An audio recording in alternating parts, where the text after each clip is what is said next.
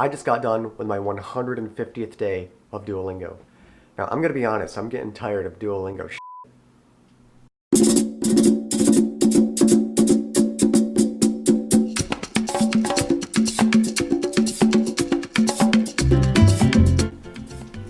Beba una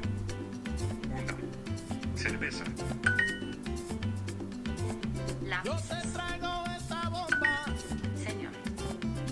Puerta. Usted escribe cartas a menudo. Escribe cartas a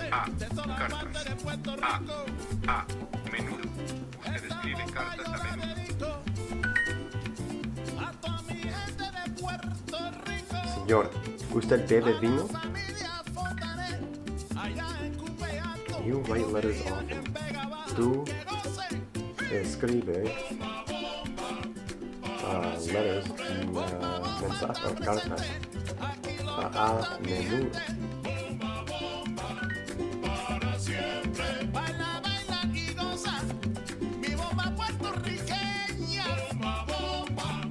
Now maybe you're thinking, wait a second. I thought you loved Duolingo. Me encanta Duolingo. Didn't you learn everything that you know in Spanish from Duolingo? Yes, it's true, but I also learned from other apps, and I'm trying to find more and, expand my horizons with other apps. And I feel like Duolingo just gives me material that I don't need. For example, why do I need to know why the pigs watch television? Or things like, Señora, escribe muchos libros. Why am I going to need to know, Miss, write more books? Why do I need to know that? I get it. I get why they're doing it.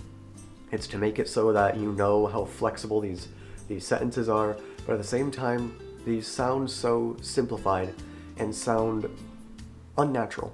When you listen to a native speaker talk, they're really fast. I've discovered that Spanish is the second fastest language in the world next to Japanese at around a little over 7 syllables per second. And English is much slower than that. And the thing is, it's hard.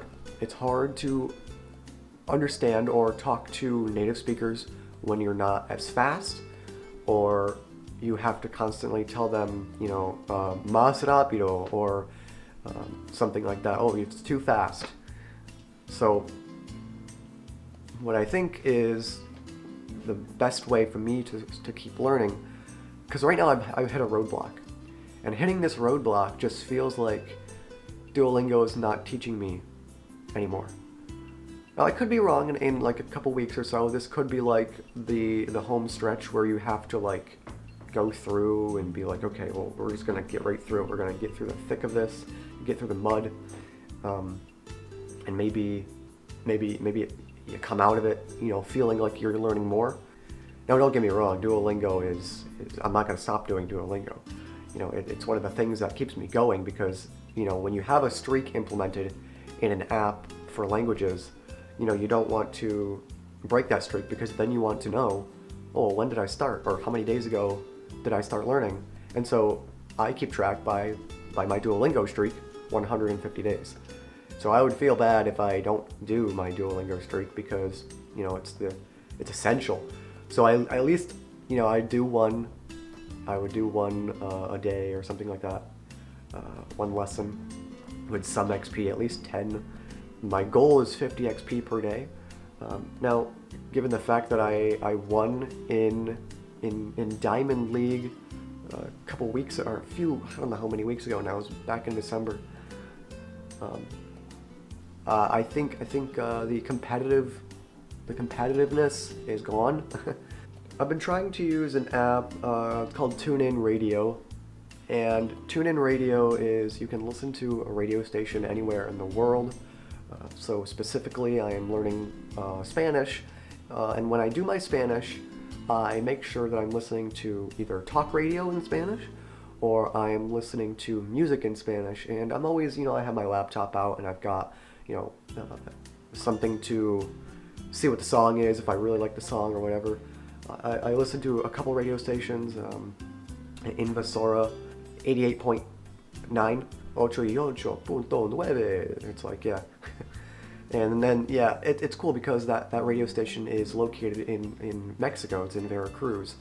And so you really get a feel for almost like an immersion. It's not an exact immersion, but you can picture yourself, being immersed in the language and listening to, talk radio or something, or especially if it's something that you're interested in. But like, let's say that you hear words that are like, oh, wow, I know this word and I know what they're talking about. You're going to listen more closely to those words now.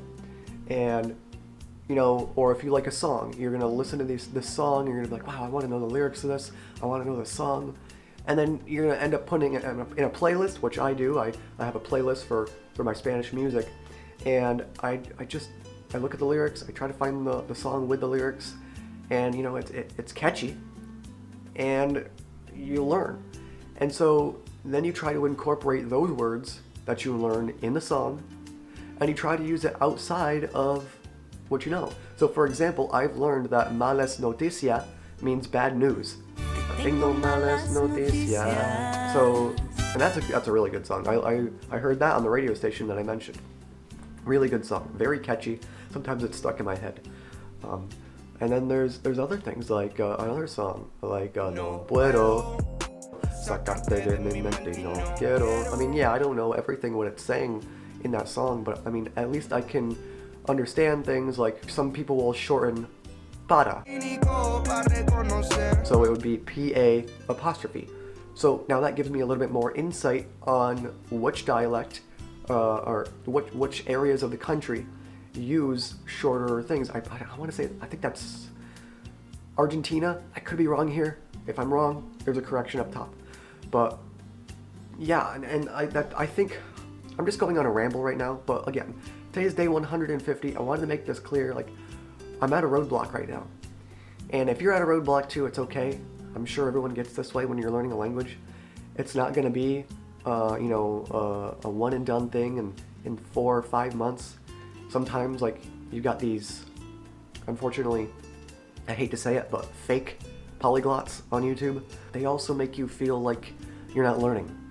And don't let that get to you, because that's only just dragging you down from learning one language. Real polyglots, it seems that they focus on one language or 2 languages for a year or more. And so if you see videos like, oh yeah, I learned this language in a week, yeah, I'm inspired by that. I like that stuff as well as much as the next guy. And admittedly, I've tried to do that with some of my videos, like the German one, which I have yet to even learn more German, unfortunately. Sorry, because I've just been so focused on Spanish.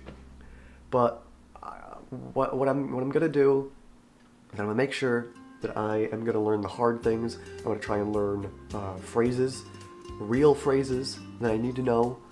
Not the pigs watch television, or the horse likes to go to the grocery store. What is it? La caballo gusta a la tienda or supermercado.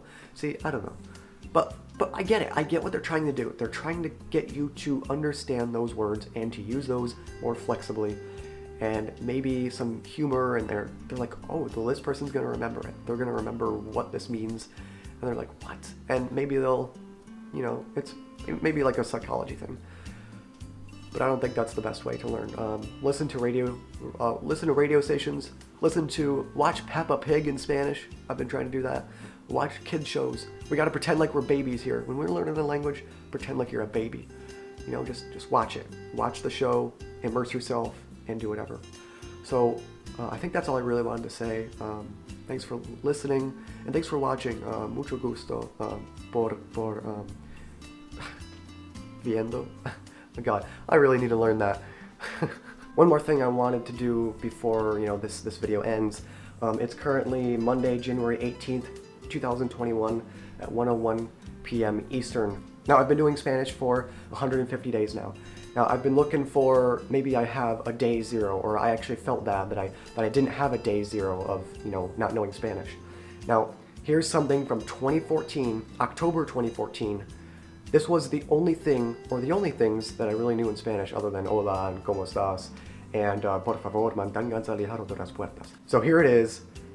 Remain seated with the doors closed. keeping your hands, arms, feet, and legs inside while the tram is moving, and supervise your children. Para hacer seguridad, por favor permanecer hincados a las puertas angladas, manos, brazos, pies, entras adentro, en este tranvía este movimiento. Y vigilen a sus niños. Gracias. And now compared to, day 150, I know over 2,000 words, or maybe 2,100. So don't give up. All right, hasta próximo.